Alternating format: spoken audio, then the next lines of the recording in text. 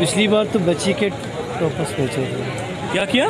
पिछली बार बच्ची के टॉपर्स बेचे थे, अभी देखो क्या करते हैं। बच्ची की बालियां बेची थी। अभी मोटरसाइकिल बेचेंगे इंशाल्लाह। आज जैसे रैशी में हमने अपनी भी ज़िंदगी गुजार, हमारे नहीं हालात ख़राब, पूरे मुल्क के ही हालात ख़राब हैं कि सिर्फ हमारे हों। लेकिन पेट्रोलियम मसनूआत की कीमतें 310 के करीब करीब ही रहेंगी या आने वाले दिनों में ये मज़ीद ऊपर जाएंगी? आ रहे हैं लोग, परेशान हैं, इतने आ रहे हैं, कैसे सब अपना पूरा करें। हम लोगों ने तो अपने घर वगैरह के भी अखराजात पूरे करने होते हैं, हमने आपस में भी पैसे वगैरह बांटने होते हैं, सौ ज़रूरियात होती है, फिर बिजली के बिल इतने आ रहे हैं। देखें ये अच्छी बात तो नहीं ना है।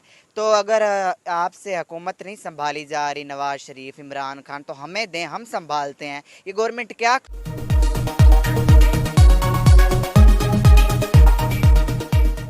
जय हिंद, वंदे मातरम। दोस्तों विजय भारत चैनल में आपका स्वागत है।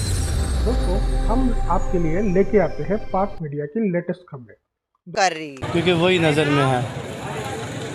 नौकरी है, बस जॉब है। अब कमेटियों का मसला है ना आजकल, वरना रोड पे लगाते हैं, कोई ना कोई चीज़ लगा के भेज देते हैं। आंखों में आंसू आ गए। बस यार भर जाता है ना भाई, सारा कुछ है, गाड़ी है पीछे। जिनके पास मालदार होंगे तो फिक्र ही नहीं है। इनसे पूछ के देखो आटा कैसे किलो, इन्हें पता ही नहीं होगा। उनसे पूछो जिसने किराया देना है। नींद आती है रात को? बस यार आ ही जाती है। हाँ कभी नहीं आती, जब नहीं कुछ खाया होता तो फिर नहीं आती। मुझसे पूछो, मैं बताऊँ। तो कोई ऐसा दिन गुजरा है कि जब ना खाया हो कुछ? कई दिन गुजर गए हैं, अब तो गिनती में भी नहीं है कि कुछ भी नहीं खाया? कभी कभी कभार ऐसी रातें अब गुजर चुकी हैं जिसमें कुछ खाया नहीं, याद भी नहीं है अब सही तरह, वक्त गुजर रहा है। पहली मरतबा ये 300 से ऊपर जा चुका। अच्छा, ये तो मैंने आपको बताया पेट्रोल का।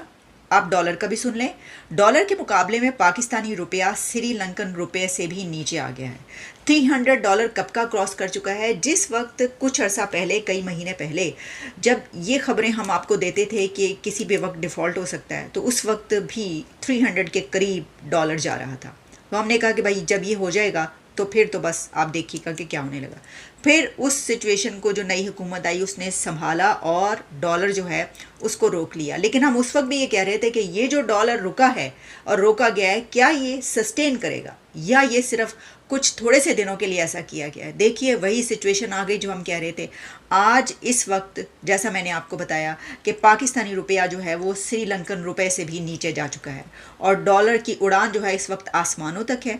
और आज ओपन मार्केट में डॉलर ₹3.50 के दोबारा इंक्रीज़ हुआ है और इसके मुताबिक 323 रुपीज़ 323 रुपये का डॉलर ओपन मार्केट में है इस वक्त और $1 320 श्रीलंकन रुपये के बराबर है। वो बंदा उन माफियाज का जिक्र कर रहा था जो खरबों रुपए का टैक्स चुरा रहे हैं। खुदा का वास्ता जालिमों, वो जाहिलो, वो फ्रॉडियो। मुझे तो अब पता चला है कि ये जो बिजली का बिल है इसमें भी इनकम टैक्स होता है। मैं तो बड़ा टैक्स पे करता हूं, इसका मतलब है उधर भी कर रहा हूं। अच्छा, अब ख्वाजा आसिफ का यह कहना था कि जो खरबों रुपया लूट रहे हैं उनसे वसूली नहीं, गरीब आदमी की अंतड़ियां जिंदा की निकालते हैं। अच्छा, दूसरी बात, ख्वाजा आसिफ ने एक बड़ी अजीबो गरीब बात की कि एक बार वो पता नहीं शालमी है इधर उधर गए, एक एक दुकान में 500 बल्ब जल रहा है। अच्छा, ये अंधे हैं, ये बुज़दिल लोग हैं। मैं तुम्हें एक बात बताऊं, एक काम करो, तुम हाल देखो क्या होता है। क्या अंग्रेजी का घिसा पिटा मुहावरा हमें बचपन में, early days of our school, early to bed early to rise makes a man healthy wealthy and wise. और लानती हो, एक बात समझ नहीं आ रही, डंडे के जोर पे नाफिज करो। क्या सुबह दुकानें खोलो, सनसेट गरूब आफ्ताब से पहले बंद। देखो किस तरह बिजली बचती है। ये जो कोहराम पड़, उसकी वजह है ये मरदूद ये हाथ ही नहीं डालते, तगड़े पे नहीं, ये कोबरों से दूर भागते हैं। केचुए, अवाम केचुए, ये केचुओं पे हाथ डालते हैं।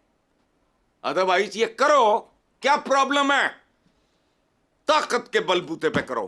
कौम की तरबियत होगी, सलीका आएगा, करीना आएगा। मैंने चंद दिन पहले कहा 6 महीने के अंदर अंदर पाकिस्तानियों को सड़क पे चलना सिखा दो, उनके कैरेक्टर में तब्दीली आनी शुरू हो जाएगी। दुकानदार उठते हैं फजुलियां करते हुए, वो गलीस पहुंच जाते हैं, बेगमात दोपहर को निकलती, वाई मुल्क पे कयामत का समा है, लोग खुदकुशियां कर रहे हैं, को खौफ खुदा करो। क्या मौत पड़ती है इस बात पे कि तुम सुबह दुकानें खोलो, सनसेट से गरूब आफ्ताब से पहले दुकानें बंद, देखो कितनी बिजली बचती है। क्या आई थिंक जिस तरह से हालात चल रहे हैं तो कीमतें तो नहीं ठहरेंगी, क्योंकि रुपए की जो है वैल्यू गिरती जा रही है, और जैसे जैसे रुपया गिरेगा तो रुपए में जो भी चीज़ होगी वो महंगी होगी। और तेल तो वैसे भी इम्पोर्टेड है, बिजली भी हमारी तकरीबन इम्पोर्टेड है, बल्कि ना सिर्फ वो तेल उसका इम्पोर्ट किया जाता है लेकिन उसकी मशीनरी और बाकी चीज़ों की कीमतें भी डॉलर्स में हैं। सो आई थिंक इशू तो बहुत सीरियस इशू है कि ये एक डाउनवर्ड स्पाइरल में हम फंस चुके हैं, जिसमें जो भी आप करते हैं उसका कोई बहुत बड़ा नतीजा नहीं निकलता, आप ज़रा और गिरावट की तरफ जाते हैं। और बड़ा ज़रूरी है कि हमें समझने की ज़रूरत है कि ये क्यों हो रहा है। जी, मेरे ख्याल में ये पिछले हम कह सकते हैं कि पिछले 50 साल हमारे कॉन्स्टिट्यूशन को हो गए हैं ना बने हैं। जी जी, इसी 73 और 23 में आप देख लें 50 साल हो गए हैं। जी, और कॉन्स्टिट्यूशन में हमने बहुत सी प्रॉब्लम्स भी देखी, डिक्टेटरशिप्स भी आई, सब कुछ हुआ, लेकिन इकॉनमी हमारी जो है वो ख़राब ही होती गई, कभी ऊपर की तरफ नहीं गई।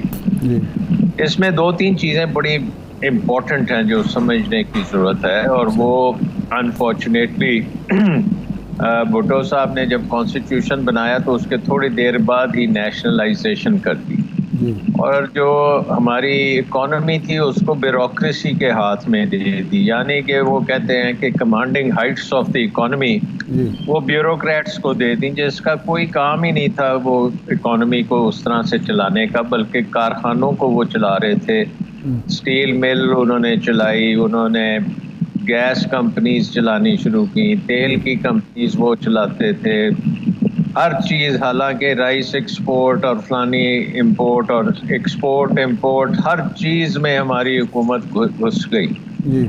और वो वक्त है और आज का वक्त है, हुकूमत पे ब्यूरोक्रेसी का कंट्रोल कम नहीं हुआ, ज़्यादा ही होता चला गया। सही। तो ये तो एक पहला स्टेप है। सही। दूसरा स्टेप जो हमने किया कि क्योंकि ब्यूरोक्रेसी फिर चला रही थी तो वो इकोनॉमिक डिसीजन मेकिंग जो थी जी, वो इक़्तिसादी फंडामेंटल्स के मुताबिक नहीं की गई। ठीक है। और सियासतदान और ब्यूरोक्रेसी मिल के, और फिर बीच में फ़ौज ने भी अपना हिस्सा पूरी तरह से डाला। तारीख में